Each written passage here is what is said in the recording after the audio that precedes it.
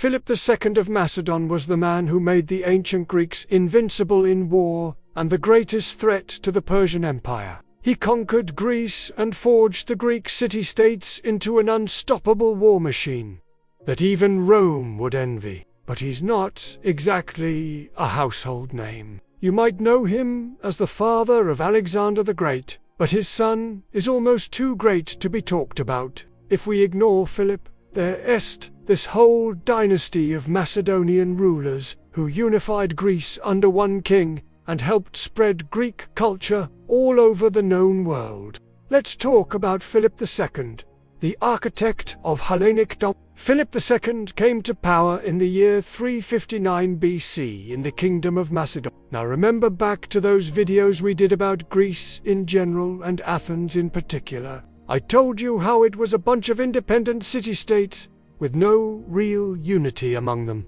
Well, Macedon wasn't part of that group for two very good reasons. First, they were a monarchy instead of a city, and second, they were more militarized than anyone else in Greece. Macedon was considered kind of a backwater kingdom by the rest of Greece. They weren't really a cultural powerhouse like Athens or Sparta. So if Philip wanted to leave his mark on history, he knew he had to do something big. The thing about being a small fry in a big pond is everyone thinks you're pretty insignificant. So when Philip's father died and Philip took the throne, he had a lot of people to prove wrong. His neighbors, the Illyrians, were causing trouble, so Philip recruited some mercenaries and crushed them. This showed every other Greek state that Macedon was a force to be reckoned with. It also gave Philip the manpower to march south against the city-states of Greece. Now, the big problem Philip had was that while Greece was relatively easy pickings, he didn't have enough soldiers to conquer the entire region at once. So he went after the weak states first and steadily built up his power base. After a few years of fighting, he turned his attention to Thebes. Why? Because Thebes was a major nuisance. They had become the champions of federalism for the Greek cities, and they used their influence to make a bunch of allies and annoy the living hell out of Philip. Remember the Battle of Leuctra that I mentioned in the last episode? Well, Theban General Epaminondas was there, and it was his idea to have a sacred band of 150 pairs of gay male lovers who fought together in battle. Philip wanted to smash that. Philip marched north and laid siege to the city, but he found it was well defended, so he lifted the siege and went home. A few years later, he tried again and got the same result. On the third try, though, he finally captured Thebes and made it pay dearly for its resistance.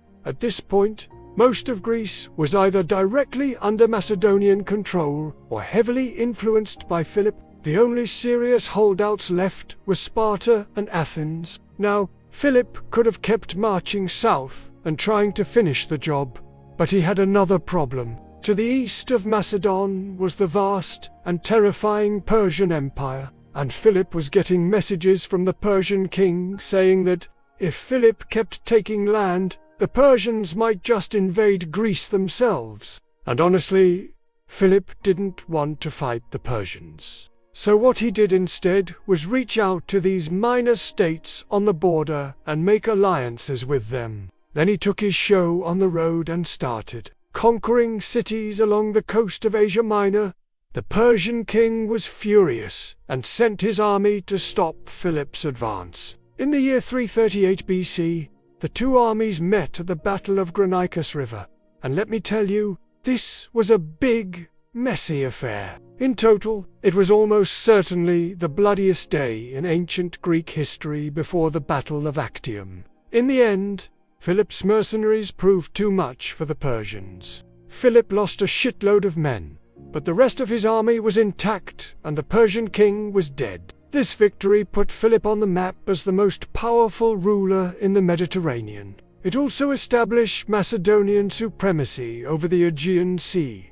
From this point on, the Mediterranean would be a place where the navies of Macedonia and Carthage would battle for supremacy, just like Rome and Carthage would 2 centuries later. By this time, most of Greece was either under Philip's direct control, or so frightened of Philip that they became client states of Macedon. The only significant exception was Sparta, and they didn't last long. Philip easily defeated them and subjugated them to the Macedonian war machine. By this point, he had been king for 27 years. His reign was the longest of any Macedonian king. Up to that point, he was the most successful general in ancient Greek history. He had crushed Thebes, defeated the Persians, and humbled Sparta.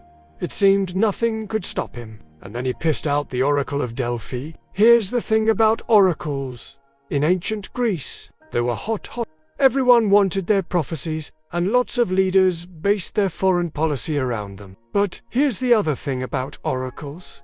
They get weirded out, really. As back in the days when I was studying classics, one of my professors, Father Malachi Stackpole, always said, "Don't trust an oracle unless you can trust Zeus." That's because the god who delivered the message through the Oracle of Delphi was Apollo. Apollo was moody and prone to whim, and he was really sensitive about people insulting him. So Philip thought he would be clever and insult Apollo a bit.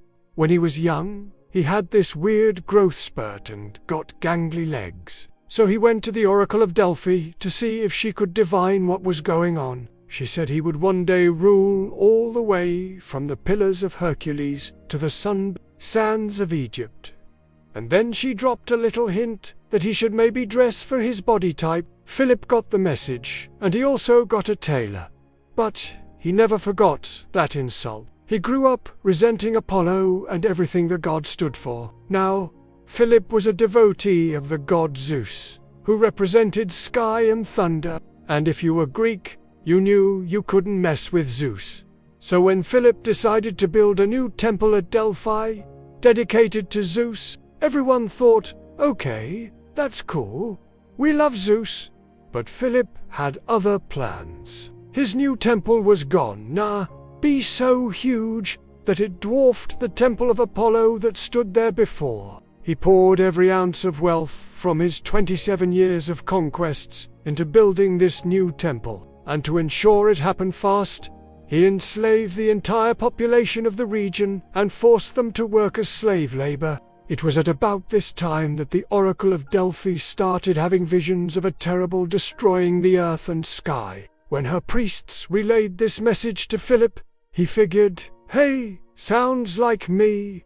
And that's when his luck ran out. Philip had been stabbed to death by one of his own bodyguards. The person who ordered the hit was probably Philip's wife, Olympias, who had a thing for throwing people off balconies. But that's a story for another day. When Philip was killed, he left behind an empire that stretched from Greece all the way to the borders of Persia. The city-states of Greece were now united under the rule of a single king, which meant that Philip created the first Hellenic superpower. The biggest beneficiary of Philip's work was his son, Alexander the Great.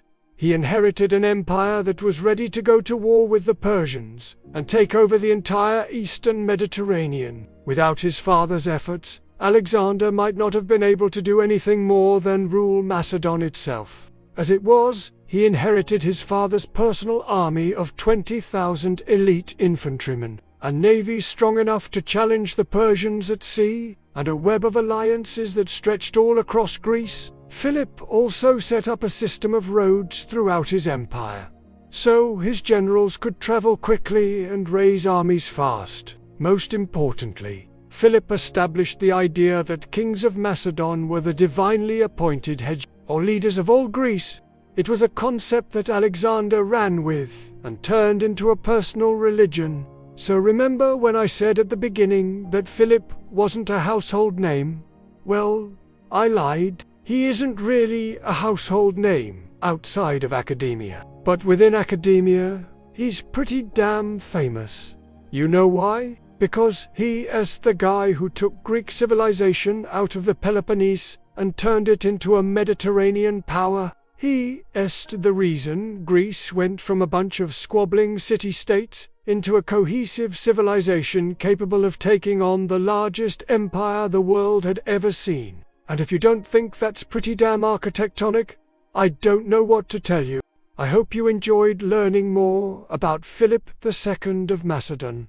If you did, please follow for more information. And if you want to keep learning about ancient Greece, I'd recommend starting our series on the rise of Athens right here. And if you want to support us even further, check out our support page. Thank you all so much for watching, and I'll see you next time.